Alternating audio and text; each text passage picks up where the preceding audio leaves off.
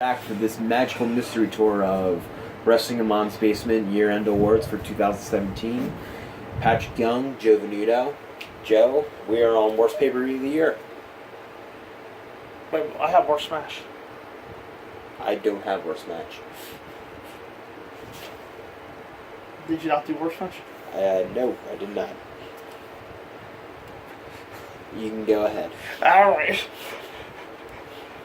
Well, I can tell you what my worst match would be, but I don't have any runner-ups. Okay, what was it? House of Horrors. Okay. Give it to the Worst Match, because that wasn't a word that you had stated. Somebody just needs their hearing aids turned up. There's Worst Match. Alright, my bad. Okay. Worst Match. We have... This we give it to the Worst Match. The past winners in order. 2009, the Divas Battle Royal. That was 2025. Does that spell doom for 2018? For a Women's Royal Rumble? Hopefully not. 2010, Caitlyn versus Maxine from NXT 3. My God, does anyone remember that? How bad that was? That was bad. Yeah. 2000, it's on the network now. 2011, Michael Cole versus Jerry Lawler. WrestleMania 27. 2012. I Kissed My Foot wasn't worse. Oh, God, no. 2012, John Cena versus Michael Cole. Overall, remember that one? When John Cena doused Michael Cole barbecue sauce? For like no reason, you doused some barbecue. 2013, I did. What do we have here? 2013, Santina versus Heath Slater. Remember? Like, Kali got involved and they were like, Kali played the flute or something. Yes. And a cobra, yeah. I do remember that, yeah. 2014, this one, may not technically bad, but it was just sad watching Batista versus Alberto Rio Elimination Chamber, Batista versus back as a face. 2015, unfortunately, we're going to Philly here, the Royal Rumble match. 2016, not too bad, because the match was all on kickoff, I think. Golden Truth versus Breezango. When Breezango was burnt from the suntan. Yeah. The sunburn, I mean, that when Golden Truth locked in the tanning machine. So that was not too big to have a match on a kickoff show. Unfortunately this year, there's worse matches than kickoff matches. In third place, I'm not going to cover this one. Jinder versus Orton in a Punjabi prison match. Next, a battleground. Yeah. And that's third place. Can't see shit, Captain. And I was there live. And somehow that's only third place. Second place, Alexa Bliss versus Bayley in Kendo Stick on a pole match. Yeah. That was an awful feud that culminated in a Kendo Stick on a pole match. I was only given 5 minutes. I think I was telling you in a minute that the feud sucks since Bliss, this is your life saying that Bayley was so bad too. I already ran enough, but I'm going to be ranting a lot in a few minutes like the Punjabi person. That's why I didn't mention that, so please never do it again, WB. Punjabi person, oh, number 1, same as Pat. Bray versus House of Horrors. Bray Orton's going to come up in a little bit with in a terrible feud. I'll get to that then. The House of Horrors match was just turned into something different payback by starting their match in a whole house type environment that ended with Wyatt throwing a fresh on Orton. That led to Wyatt jumping into the limo that Orton used to get into the house. Later in the show, Orton showed up in the arena to continue to attack Wyatt with Orton not even selling, having a fresh dumped on him. The match, and somehow Orton beat him to the arena. The match ended with an finish from Jinder Mahal. Now, which actually may have been the best part of the match. Right. Worst pay-per-view. This is to be given to the worst pay-per-view. They want us to pay money for this. In 2011, I gave this to Over the Limit. 2012, I gave this to Hell in a Cell. 2013, Battleground. 2014, Tables, Ladders, Chairs, and Stairs. 2015, the Royal Rumble. Forgot about end stairs. 2016, Fastlane. What was your worst pay-per-view? Second place? My runner-up ended up being Fastlane. This pay-per-view has a streak. Yeah. Fastlane never seems to have great pay-per-views at all. I'm not much of a Goldberg fan. That's why second place. So I found Fastlane to be this one show where Goldberg became eligible for the Universal title. Then I said distraction for Chris Jericho, a lame finish. The rest of the card's pretty boring aside from the first major match between Roman Reigns and Braun Strowman. Actually, I think it was a strong cruiserweight match too. Between Neville and Jack Gallagher too. On Fastlane. Yeah. Those two matches. And then that card's worthless. Oh, well, there's one way more worthless. I'm just gonna say it and let you rant because I know you were there and I know you just have this raging beast inside of you, waiting to get out. So my winner is going to be Battleground 2017. Go. There was 2 all-time worst pay-per-views this year, and Battleground is first because I was there. This is the second time in a row. Not second time in a row. 2 out of the last 3 years that I've picked a pay-per-view that I attended as the worst pay-per-view of the year. 2015 was the Royal Rumble. 2017 Battleground. Hopefully 2018 doesn't spill the same for Royal Rumble and SummerSlam. It tends to be the ones at Philly, so I'll let SummerSlam slide. But Royal Rumble, there's a very good chance of Roman winning the Rumble, okay? But this year I'll actually be more accepting of it, because Roman's improved a whole lot since 2015. Yes. But the match... However, Battleground 2017. I don't know much to say about it. It was an big show. Yeah, it was. It was a show that was headlined by Award vs. Jinder Mahal and Pajama Prince match, which got 28 freaking minutes. And a Great Khali showed up. It's a close order match. Just saved the match. Right. That was brutal. John Cena wrestled Rusev in a flag match. That was boring too. Didn't really make sense too. No. It was a very uneventful show, although there was a good Usos vs. New Day match. And a decent AJ vs. Scott Evans match. Worst feud of it. Worst year, to get into the worst rivalry between 2 or more performers. In 2009, I gave this to Triple H versus Randy Orton, because I thought Bayley did botch that feud. 2010, I gave it to Kane versus Edge. That was brutal. That feud. Yeah. 2011, Michael Cole versus Jerry Lawler and Jim Ross. 2012, Kane versus Zack Ryder and John Cena. I just watched the kiss. The ambulance yesterday. They edited out the whole entire segment just about remember when Kane held the door open for Eve. Yesterday, Eve was already in it. 2013, Big Show versus Triple H and Randy Orton. 2014, Brie Bella versus Nikki Bella because she wished Brie died in the womb. 2015, Dolph and Lana versus Rusev and Summer Rae. Yes, I know. That's one first, that is craptacular. That's the first glimpse we got of this version of Rusev. Yes. And 2016, Darren Young versus Titus O'Neil. I remember that. It's a fish. Titus pushed out promo in Brooklyn. Yeah, that. I should probably call this the Cage Victor Award, but worst feud just straight up. We probably should come up with names for all of our awards. These are the official names. Like we'll get a year to work on it. Yeah, 5th place. Alright, 5th place for me was Orton and Jinder. I guess the first match was memorable because Jinder Mahal won. And then they went on to do it 2 or 3 more times afterwards. Not really changing the direction of feud, minus Jinder Mahal has the belt now. That's a little bit changed in the feud. 5th place, Jinder Mahal versus Nakamura. Yeah, this should be higher technically, but their matches were a little better, I think. The pros lead to Jinder versus Nakamura with Jinder using racism was awful to watch. Then the one match definitely sucked. The Hell in a Cell match, not the Hell in a Cell match, the Hell in a Cell pay-per-view. And it was a bad idea to defeat him, not Nakamura over because they hurt him.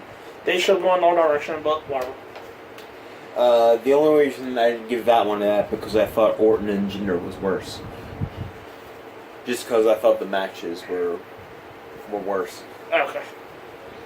Okay, so 4th place. 4th place for me is Alexa and Bayley. Yeah, they didn't really seem to get anything going. The first match, I guess, was kind of, sort of alright if you squinted. The next one was the kendo stick and a pole, which was god awful. And then it also gave us the gift of Bayley, this is your life. 4th place also Alexa Bliss versus Bayley. It was so bad that Bayley went from being the women's champion WrestleMania to a woman that gets no reaction anymore. Yes. Because of how poor the book has been. Exactly. 3rd place? 3rd place for me is Big Show and Cass. It only lasted a month, and it should die with fire. 3rd place also Big Show versus Big Cass. It wasn't a long rivalry, but they had a stinker at SummerSlam. That was one of the worst pay-per-view matches of the year. Where I believe one of the more memorable moments was Enzo lubing up and slipping through our shark cage bars. The feud that helped neither guy or Enzo. 2nd place. 2nd place for me is Bray and Finn. The first match was cool because we finally got to see Finn return with the Demon at SummerSlam. It was pretty much a glorified squash match, though, so there really wasn't reason to have the second one. We ended up having the second one, I believe. Yes. And then the third one, thank God we were spared, because it ended up being Bray Wyatt as Sister Abigail. And the Great Pumpkin, Finn Balor. Yes. Which was pretty much Bray doing an old lady voice underneath a Cloak. an old veil, I guess would be the way to describe it. Second place, Jinder versus Orton. It was just terrible. Yeah. The winner for me, though, is Randy Orton versus Bray Wyatt. It started off having some promise. They sort of went long and drawn out on it. Orton eventually actually joined Bray for a bit until one time he decided to burn down his house. No cops were called, as that happens to be in wrestling. However, the feud was still going somewhat strong. And then Bray decides to put Sister Abigail's ashes on him, which apparently gave him the power to do a PowerPoint in the ring. If only Drew Gulak learned this power, it would become a lot more interesting. However, it had a stinker at WrestleMania 33, and then it gave us the House of Horrors, which is probably the most apt name I've ever heard for a match. It's a great divorce year for me. Randy Orton versus Bray Wyatt. Poor Randy Orton. As soon as I saw worst feud, I even thought about Orton's too many rivalries this year. I don't think Orton's Orton's had a terrible year this year. Yeah, I don't think Orton's a bad performer, nor has he slipped as a veteran of 15 years on the main roster. It's just that he has part two terrible feuds involving the WWE title that nobody will have had success with. Get that man better writing. Yeah. Actually, AJ did have success with Jinder, to be fair. But AJ was also the champ in the feud. So it also literally wasn't the same match over. It literally wasn't also the same feud over and over again. Yeah, so that also helps. I don't even know what the feud was about minus the title. What, Orton and Jinder? Yeah. Yeah, I don't know. I just remember Orton saying he was going to go to India and RKO Jinder's family. That was like the highlight, if you remember. Yeah. That was also racist. Oh yeah, Orton also did say something racist with, my father would be ashamed to lose the title with someone like you. My grandfather was... My grandfather, that's right, Jinder had a lot of racism too, going on. Yes. But the Wyatt feud, but overall, no. If anybody else was in that same position as Orton, I'm not even sure somebody like AJ would be able to handle those. Yeah. Picking the Wyatt in the whole feud for me was hard, but the Wyatt feud provided two single matches with the stupid insect match at WrestleMania. Who thought that was a good idea? For the day title, and then the House of Horrors, which was really ridiculous. Made to Orton was the champion that lost non-title in that match. And they fought in a house as well as in the ring. Alright, best talker. To be given to the best person at delivering promos. In 2009, he was awarded Chris Jericho. 2010, CM Punk. 2011, CM Punk. 2012, can you guys say CM Punk. 2013, Paul Heyman. 2014, I gave it to Paul Heyman. 2015, I gave it to Paul Heyman. 2016, I gave it to Chris Jericho. 2017. Alright, so Fifth fifth place for me was John Cena. This year he's actually had a couple big feuds that ended up turning into big matches. Largely in part to what he's done on the mic. With The Miz especially, I thought he cut some awesome promos this year, at the beginning of this year. On Roman, I thought he also did a great job as well. It was primarily with Miz and Roman. He ended up showing a lot of his skill there, but John Cena also seems to influence a lot more interest from the crowd as well when he talks. And for place, also get John Cena. Cena really made people care about feuds with AJ, Miz, and Roman because of his promos.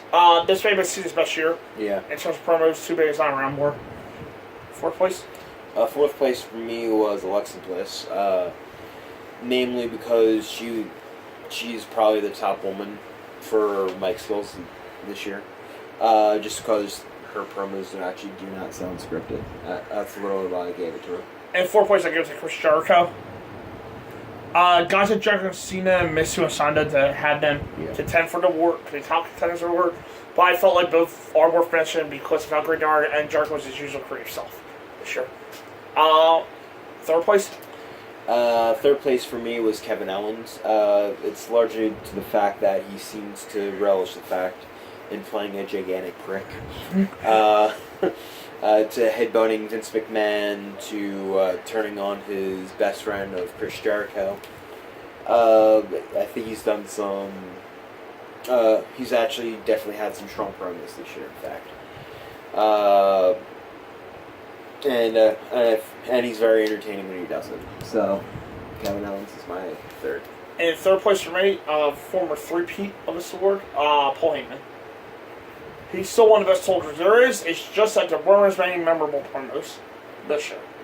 Plus, he's on limit schedules. He's good Lesnar, so I get to hear my top 2 a lot more. For me, my top 2 is in fact Paul Heyman.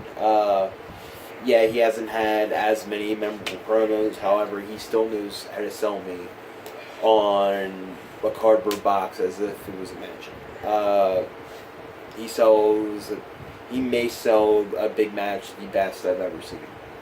So I'm going with Paul Heyman. 2nd place, Kevin Owens for me. Kevin Owens is a fantastic promo guy that knows how to rile up the crowd and mix in humor as well. The pairing with Chris Jericho is great, and work with Sami Zayn may be even better. And number 1? Number 1 for me was The Miz. He seemed to actually have the most consistent promo performances of the year. To me, every time he talked, I watched. He was definitely what he said. Must see. I know I used that line, but he was this year. And I hope that it brings him a little higher on the card and give him a bit more success and a run at the Universal title.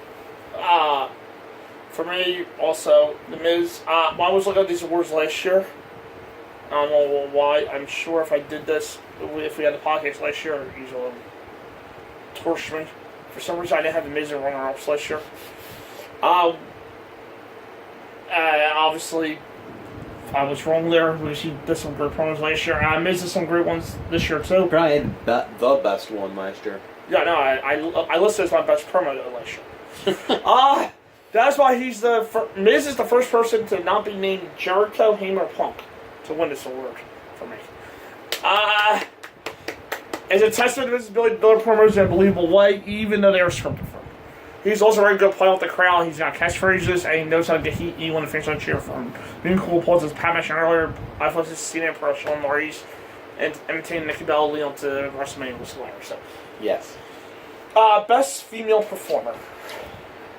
Alright, for 5th place for me is going to be Kyrie, namely because she won the inaugural Mae Young Classic, and also she continues to impress on the NXT television with her matches so far.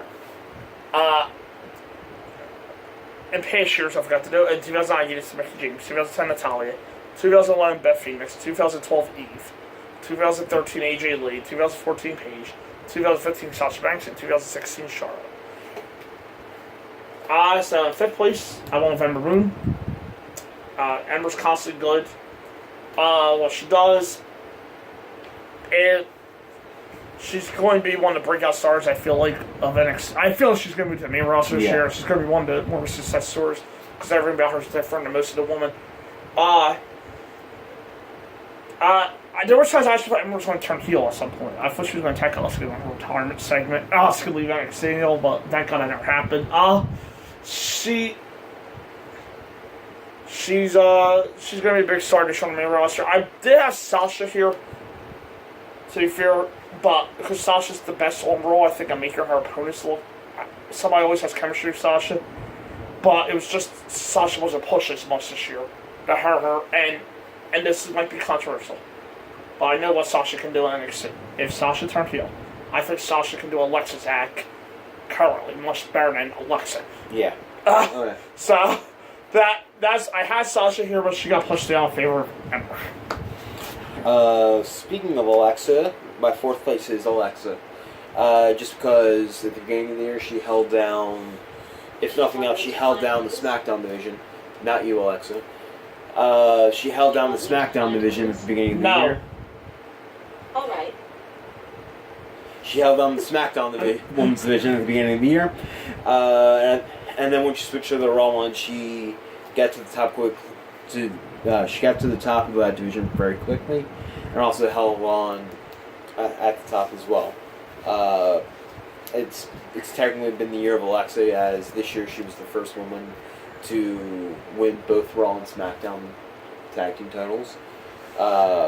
Mainly because SmackDown decided to take all of its time and not giving Charlotte the SmackDown title. But still, I thought that Alexa improved greatly this year and held down both divisions at some point. And in fourth place, I give it to Natalya. Natalya probably had the best year of her career because she was comfortable as a heel. Started with, in my opinion, the best main roster feud for women in 2017, the Nikki Bella feud. Yeah. By far. That was actually a very good feud. Yeah, and their gimmick match, the full family match on SmackDown, was probably the best main roster women's match. So, by far. Yeah. You go, Bella. That should be Naomi for SmackDown one title and drop it to Charlotte. Natalya's one of the best in the ring among WWE's third place. For third place for me, and I guess it really does fit that Micro Charlotte was fourth because Mega Charlotte is third. And funny enough, it's a lot of the same reasons. But Charlotte was slightly did better in match quality this year. She carried both divisions at some point. For some reason, they held off on her getting the title before. They held off on her getting the title until after SummerSlam, which I think everybody was just about marking time until she actually won the belt. Mm-hmm. But still, she was technically the centerpiece of both divisions after this year, and she also is a much stronger in-ring performer than Alexa was. In third place, Alexa Bliss for me. Alexa Bliss has proven a lot as an all-around wrestler. I just think she's a level below some of these other girls in the ring. Promo-wise, she's very good, but she also gets way more opportunities to talk. To be fair, yeah, compared to all the women in terms of matches, there's room to grow. However, have we heard the other women talk? No, but not as much time was given to them compared to her. Fair enough. All right, so my second place is going to be Emerald Moon.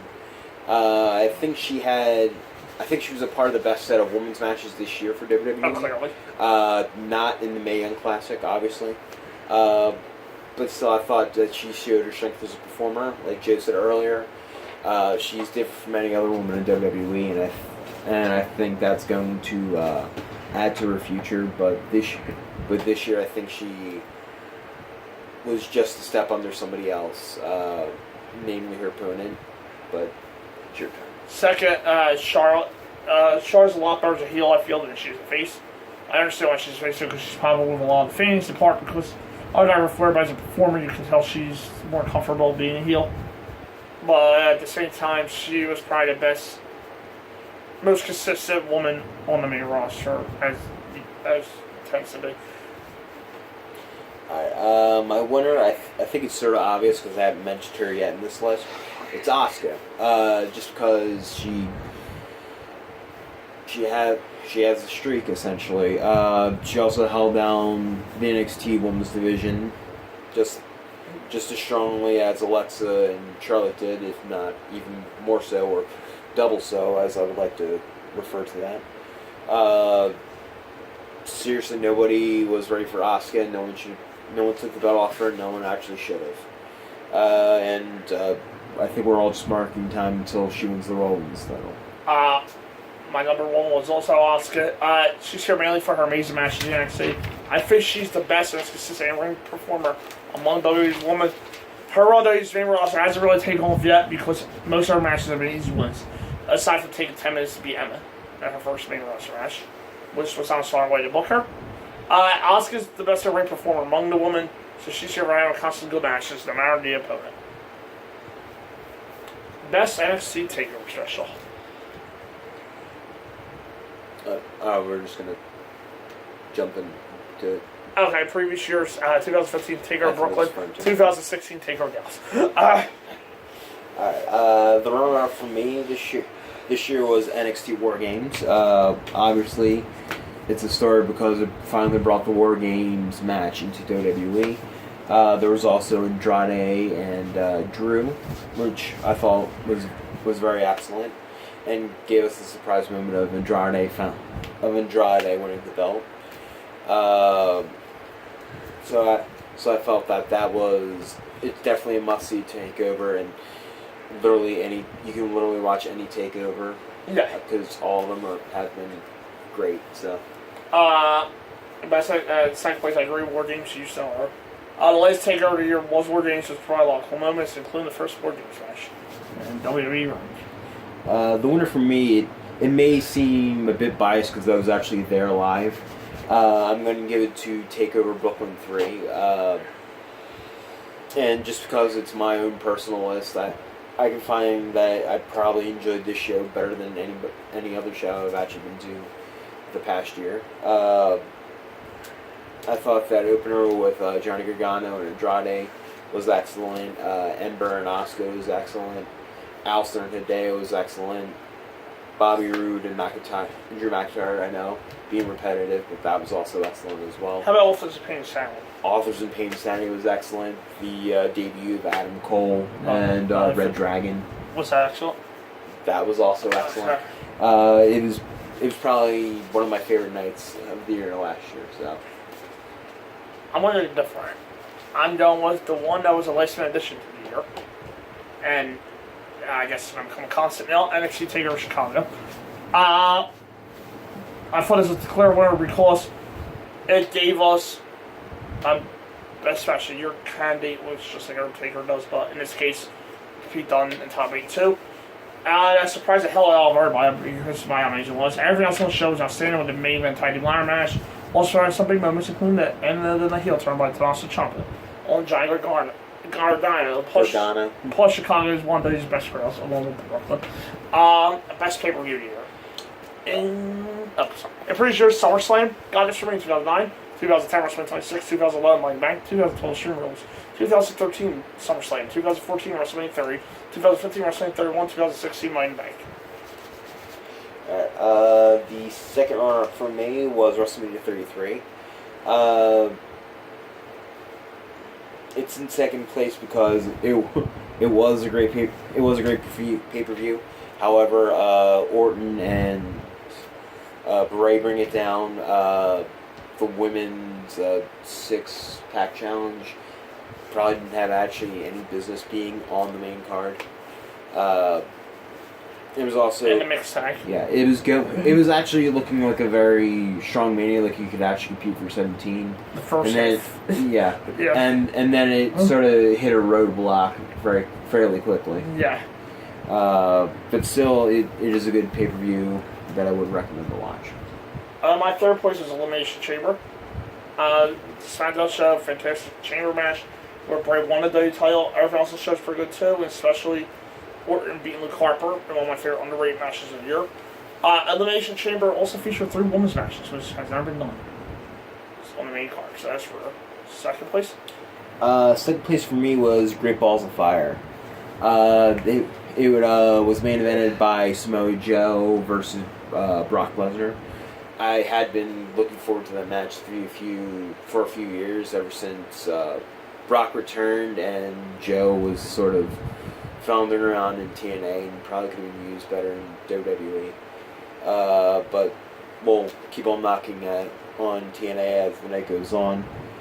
But still, I thought that pay-per-view was very good and worthy of the second spot. In third place, for second place, I also agree with you with the Great Balls of Fire pay-per-view. Stacked lineup from top to bottom. Yes. First place. First place for me was the Royal Rumble this year. It's the holder of the best match of the best match of the year. I thought I wouldn't say it here. I thought the Royal Rumble match itself was actually pretty good this year as well. As well as a few other matches that I thought that were really good as well. Which makes it worthy for the match of the year. My pick was also the Royal Rumble. Rumble being the first day period 2017 was also best one because Rumble had great matches from top to bottom. It was carried by the John Cena vs. AJ Styles match that I'm more about Friday. Plus, Kevin Owens vs. Roman Reigns was good with a finish that wasn't clean, with Sherman getting all. And the Royal Rumble match was just above average, but still good enough. With some interesting moments involving Goldberg, Brock Lesnar, The Undertaker, Roman, and eventually eliminating The Undertaker in nice defeat. And the next video is just 2 awards left because best match will be revealed on Friday. Yep. Best feud and Wrestle Year. For part 5.